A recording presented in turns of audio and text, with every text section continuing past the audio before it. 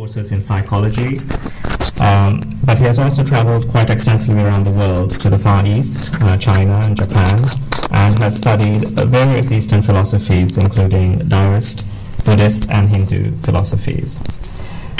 So it gives me great pleasure to invite Dr. Cohen to come up to the podium where he'll give a talk on the benefits of psychological meditation. Sorry, the psychological benefits of meditation. My apologies. I think everyone understood, that's fine. Well, thank you all very much. It's quite short notice when I got the invitation from Venerable Samitha to give this talk. But I remember when I was many years ago now, 6-7 years ago, struggling my last year of the PhD, visiting Venerable Samitha many times when he was living in Manchester, and we'd chat about everything, psychology, psychotherapy and Buddhism, and he very kindly came and gave a talk for our centre in Manchester a few years ago, so I'm very happy to be able to come today and return the favour. And I suppose what I'm doing today is it covers the last two parts of what this centre sets out to do, education, meditation, psychotherapy and counselling. So those last two today, psychotherapy and counselling, their relationship to Buddhism, which has become incredibly close over the last few years, that I'd like to say a little bit about. And I'd like to finish by talking about the psychological benefits of meditation and how more and more meditation is being used, incorporated into very mainstream psychological and psychotherapeutic approaches and interventions. Okay, well, a little bit of background into psychology and broadly philosophy as well. Some of the things that psychologists and philosophers are interested in is broadly the search for happiness. Are we as human beings happy? And in a Buddhist sense, we speak also in terms of not just happiness, but how to avoid suffering and the causes of suffering.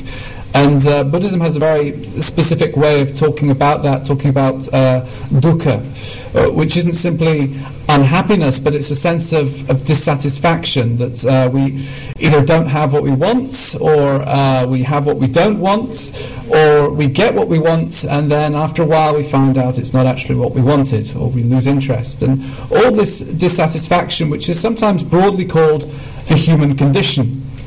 Now, one of the things that you'll notice psychologists tend to do very well is they take things that people are very, very familiar with, very intimate with, and put it into a language that nobody can understand. So hopefully what I'm going to do is the reverse today. I'm going to try and translate some of the psychological terms so that they're all sort of very familiar.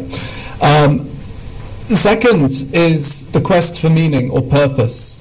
That human beings, it's not just good enough existing. We need a reason to be. We need a reason to exist. And again, this quest to avoid meaninglessness. So what is our purpose? This is a question a lot of people, they come into psychotherapy feeling that they've lost meaning, they've lost purpose. And so it's about restoring meaning, restoring purpose. And again, broadly this relates to questions regarding human nature. What are we? What is human nature? Are we basically good, as I like to believe?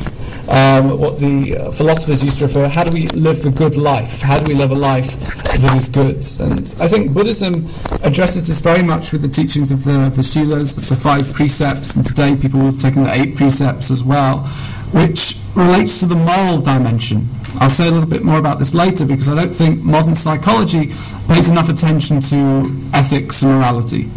I think it tends to skip that. It becomes very relative. Who can say what's good, who can say what's bad? And I think Buddhism very wisely avoids the good-evil debate and talks rather of skillful or unskillful behaviours and activities. So skillful, those activities which lead to the reduction of suffering, the increase of happiness, this would be considered skillful. Don't get distracted by the little blinking. I only realised it blinked afterwards. I thought it was a still. 3 questions, sort of Buddhists, I refer to them as Buddhist questions, for psychologists to try and answer. Maybe afterwards in the break we can talk about some of your answers to these questions. What is happiness? Not just what makes you happy, in a very subjective sense, but what broadly is happiness? Because if you remember when the Buddha was considering teaching the Dharma, he wasn't sure at first that everyone would understand his teachings. And they said, well, one of the problems is what the noble ones, the enlightened ones, what they call happiness, ordinary people call suffering. And what ordinary people call suffering, the enlightened ones call happiness. So it's quite complex. What we do understand is that from a Buddhist perspective, happiness isn't really to do with possessions or having. It's not to do with maintaining certain relations. In terms of material possessions and relations, all things are subject to change.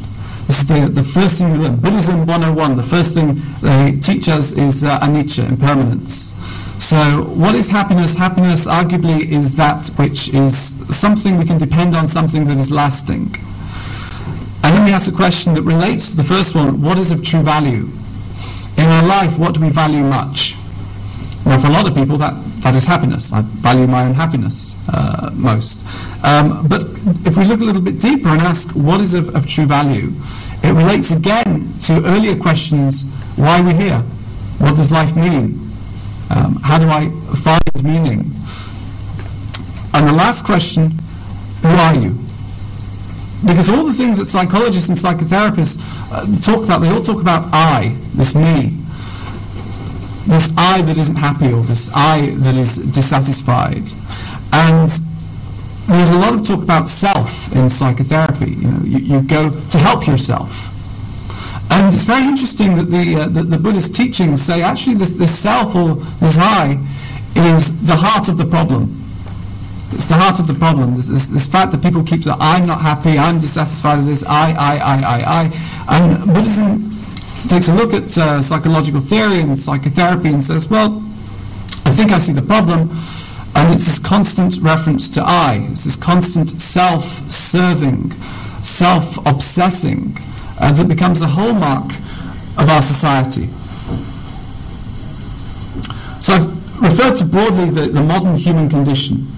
What is the modern human condition? Well, we live in what's referred to as a consumer culture, which means we tend to define ourselves, we tend to make meaning in relation to what we have. There's a Western psychologist, psychotherapist called Erich Fromm, who talked about the difference between having and being. Do you define yourself in terms of your possessions, or do you define yourself in terms of the qualities, your inner qualities? In consumer culture, we tend to define ourselves in terms of the car we drive, or the clothes we wear. And as the fashions change, and as our obsessions change, again, this sense of self that consumes, it buys, it sells, and it becomes almost a commodity. In addition to this, there is increasing material and technological wealth, but also increased poverty of meaning and purpose. We find it more and more difficult, it's strange, we find it more and more difficult to communicate with one another. A lot of our technology allows us to communicate more easily than ever. I can text you, I can email you, but it's strange sometimes how people struggle to have face-to-face conversations anymore, or just to sit and discourse and interact. I remember listening to one Tibetan Buddhist monk, and he said, the problem with the technological age is not that we have distractions, it's now that we have distractions to distract us from our distractions. There's so much technology around us. If you watch the news now, it's not just the difference between news reports in the 1950s, where it was just one person reading the news. Now there's one person reading the news, there's pictures in the background, there's headlines, underneath it's information overload. And this technology, on one hand, it helps us, on another hand, it deafens us with its noise, it tires us with its speed. Returning to speed, and someone mentioned my sort of interest in Hinduism before, and according to sort of Indian cosmology, we're in the age of the Kali Yuga, or the Dark Age.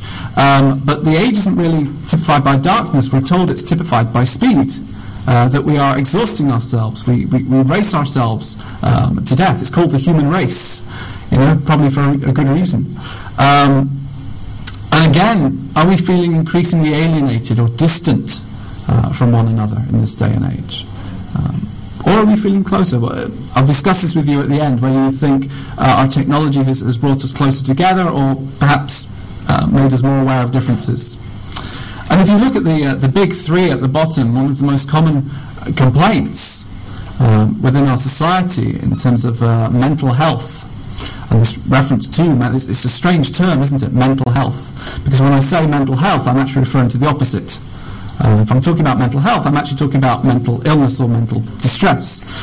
And the big three at the moment that most people are seeing psychotherapists or counsellors about or phoning helplines is stress, anxiety, and depression, which relate to stress, the speed of life, the inability to manage, anxiety, the fear that we won't be able to manage or keep up, or that we might disappoint people, and depression, which often relates to feeling of a loss of meaning, loss of purpose in many cases. So you can see how some of these interact and overlap. I won't say too much about this, but I will introduce you very briefly to some of the main theories in psychology. The psychoanalytic, people are probably familiar with Sigmund Freud and later on Neo-Freudians. And psychoanalysis introduced us to the idea that there is the unconscious realm of human experience, that we are to ourselves largely a mystery. Behaviorism, which brought in all the experimental methods into psychology. This is really why in a lot of universities where they teach psychology, with the exclusion of my particular psychology course, if you want to study human beings, study them in a laboratory. My argument to that is human beings don't live in laboratories. We live in the world, we live in houses, we interact in streets. If we want to study human beings, best to study us, because it's human beings studying ourselves. It's best to study us in the environments where we live, breathe, interact. Humanistic psychology was more interested in human potential, not just about what mental health, what can go wrong, but what can go right. How can we improve ourselves? What is human potential? How can we develop it? And transpersonal, which followed on from humanistic thought, which was becoming interested in the spiritual dimension, the spiritual questions.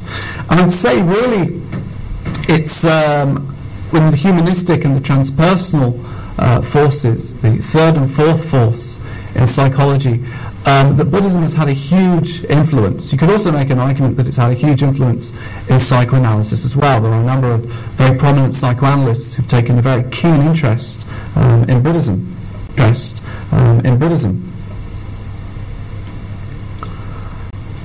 And again, there are these very popular psychotherapies. I won't mention too much about these, but I will mention cognitive behavioural therapy.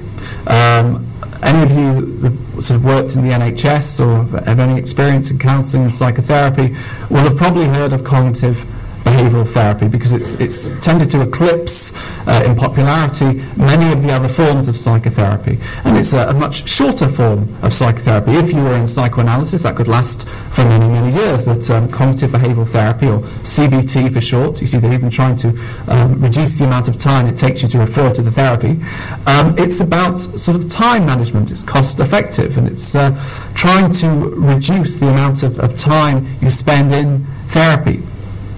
And cognitive behavioural therapy tends to treat the human being almost as if they are a complex processing unit, or almost like a complex computer or computer program. So if there's a problem, it's a line of programming almost. There's an underlying mechanism which needs fitting. It might be low self-esteem. It could be a fear of change. And so cognitive behavioural therapy tries to address in these very short sessions some of these issues that people might have in relation to stress, distress, anxiety, or depression. Very interestingly, over the last few decades, cognitive behavioural therapy and many other forms of psychotherapy have started to incorporate aspects of Buddhist meditation and mindfulness in particular, or sati. Now, any of you that have done any short retreats or day retreats or even long retreats will probably be familiar with mindfulness. Now, we have, as we were just saying before, 2,600 years of these teachings in the Buddhist tradition, and it's only very, very recently that modern psychology and psychotherapy has started to take an interest in them in terms of their therapeutic qualities. So how am I defining mindfulness? Well, mindfulness is a state of mind or a state of awareness that we cultivate in our day-to-day lives, and particularly initially as an open. I've referred to it as an open or spacious awareness and abiding, a way of gently attending to and enhancing our sensitivity towards our world, our interactions, and ourselves. Let me give you an example of this. We're not far from Luton. She used to work, or she still works, thankfully, for General Motors. And I once went to visit her plant, and I saw one of the machines. That makes the cars. And I'm not sure if you move sort of very fast. And there was one that was just sort of very fast. And there was one that was just moving on its own. It was doing all the motions, but it wasn't building anything. And I said to my wife, "What's that machine doing?" I says, "Oh, it's just demonstration. It's ghost running." I said, "It's ghost running?" He says, yeah, it's ghost running. It's just moving without really producing anything. I'm saying, oh, right. This reminds me of the Buddhist teaching of why we need mindfulness. Because if we don't have mindfulness, we go through life ghost running. We go through life just going through the motions, not really producing anything, just activity for activity's sake. We eat without tasting. We see really without sort of looking or taking in. We sort of listen without hearing anything, and we go through life ghost running. And I thought this was a really interesting idea. You know, I drove all the way here because I'm not sort of a fast walker, and I noticed in the car, I can't tell you anything about how many times I changed gear. I sort of tried to keep to the speed limit, but I can't really tell you much about the journey here. The scenery was very beautiful sometimes, but I remember when I first learned to drive, I was very, very mindful of every little thing. Moving the gear, mirror, signal, maneuver, and it feels very, very awkward, but eventually it becomes automatic. Now, there's a good side and a bad side to this. It's good because it means I can drive safely and I can talk to somebody, not on the phone, that's not allowed, but I can talk to someone in the car quite safely. I can listen to the radio quite safely. I can multitask because driving has become automatic. But unfortunately, this has a downside. There's many parts of our lives that can also become automatic, ghost running. In the same way that you can talk to someone without even talking to them. You might have done this yourself before. "Hi, how are you?" And you're not even listening to their answer because you're not really talking to them. You've got something to tell them. So you can have you can be ghost running in a conversation. "Hi, how are you? Fine, how are you?" Da-da-da-da-da-da. And it might take a while before you actually start having a proper conversation. So the interesting thing about mindfulness is it reminds people to be awake. It reminds people to be alive. It reminds people to taste. I like the stones as well. I suppose that suggests a little semiotic analysis or interpretation. Perhaps the stones suggest balance, that we move through life in a balanced or centered way. And I suppose the little drop in the pool, a deep sense of meditative calm and awareness. Those of you that have meditated, you can become aware that the mind becomes very still or sensitive and very, very clear. There's a beautiful Tibetan teaching by Sogyal Rinpoche, a Tibetan Buddhist teaching, and he says in Tibetan, water, if left unstirred, all the mud or the sediment will settle at the bottom. The same with mind. If you don't stir it with thoughts, with activity, with fears, hopes and aspirations, it settles and it becomes clear, and you can see a reflection, but you can also see what lies beneath. It's very interesting in terms of, again, mental health. We can think of disease perhaps as being dis-ease or discomfort. So perhaps it's very important to remember that one of the things that meditation allows us to do is it allows us first to relax. Now, meditation isn't the same as relaxation, as you're probably aware, but it helps to be in a relaxed state, a relaxed, open state of mind before you meditate, to be in a more easeful position, posture. And we can think of the posture that we take during meditation, which is upright, not too sort of tense and not too relaxed. Again, the middle way. We find it in the body. We physically become the middle way when we sit. Again, Again, psychology has become a lot more interested, as has psychiatry, in the mind-body relationship. Dr. Herbert Benson in America, a very sort of famous physician, is studying what he refers to as the relaxation response. He's now using Buddhist techniques, meditative Buddhist techniques, ancient techniques to reduce anxiety, to reduce stress. And again, this relates to, and it reminds us of, the importance that we should never underestimate or forget the power of the mind and the potency of the power of our thoughts. And you can remember the first of our thoughts. And you can remember the first verse of the Dhammapada, which is something like, all that we are is something like, all that we are is with our thoughts. With our thoughts we make the world. With our thoughts make the reality. So if we act or think in ways that are sort of angry, the world becomes an angry place. Hateful, the world becomes a hateful place. If we think, you'll know yourself, if you're having a really good day, everyone seems to be smiling. Or, even if it's not sunny, it seems sunny, On a really happy day, it doesn't matter that it's cloudy and raining, because you remember that the clouds are just clouds, and behind it is a blue sky and sun. And sometimes maybe meditation is like going in a plane, going up above the clouds and reminding yourself that the clouds are anicca, impermanent, temporary. You can see there a friend, Dr. Barry Curzon, who's a Tibetan Buddhist monk, but also a physician, and he's being tested, and this was in National Geographic, that monks who've done meditation for many, many years can sort of consciously alter their breathing rate, the autonomic nervous system, but also they're far more in control of their emotional states. They're far more emotionally literate, aware, and arguably far more mentally healthy than many of us. So I asked him, how did he manage to meditate when they covered his head with all these sticky EEG monitors, but he managed quite well. Two very important books. There's a lot more than these two, but I've just mentioned these two in case you're interested. John Kabat-Zinn's work. John Kabat-Zinn, again, is often working in sort of psychiatric and clinical, psychological settings, and he's using mindfulness meditation with people that suffer from stress, from anxiety disorders, from a whole range of different conditions, pain management as well, illness, and he's using mindfulness, this ancient 2,600-year-old Buddhist techniques, with great effectiveness. In laboratory-tested sort of settings, in controlled settings, and similarly, Professor Mark Williams and colleagues, including John Kabat-Zinn, are also using mindfulness to treat depression.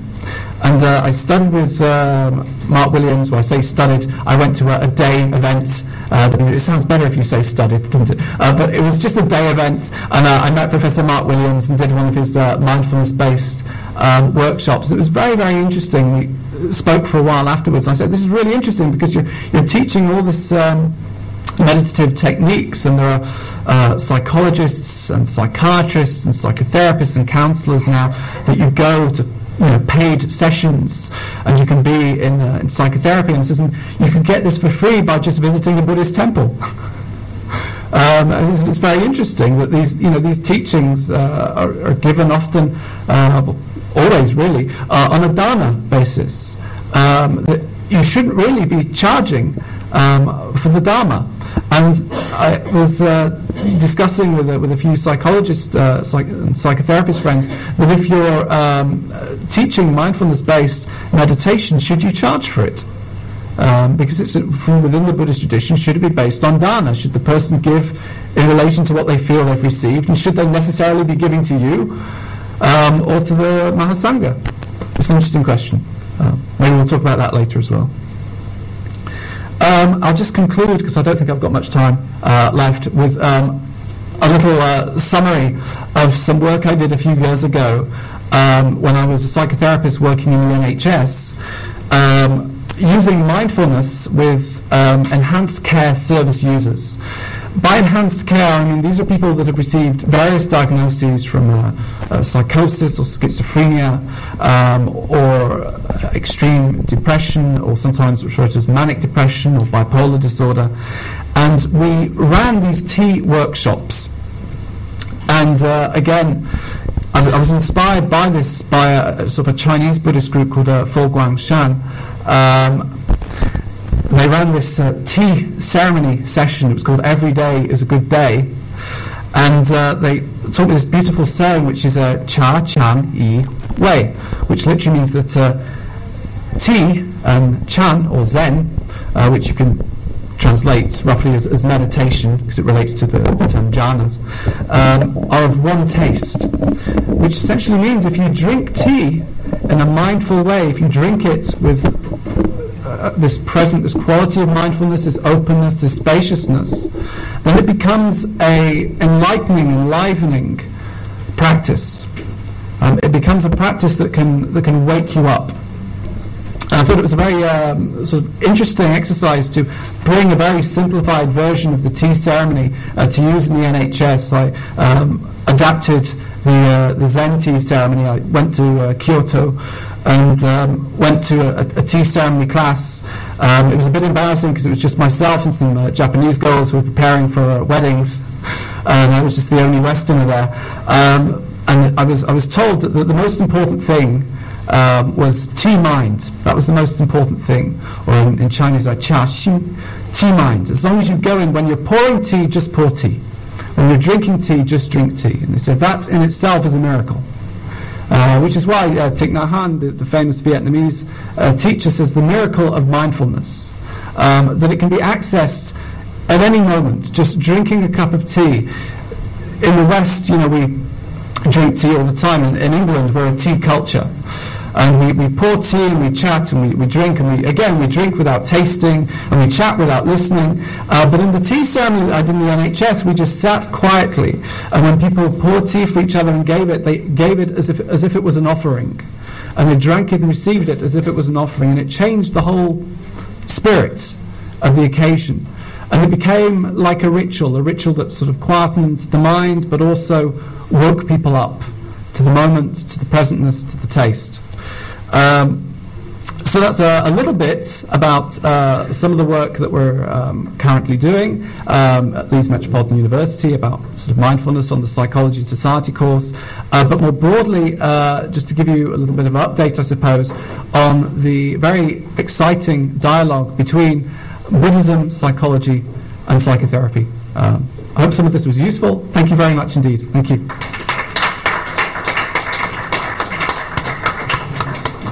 Thank you very much, Dr. Cohen.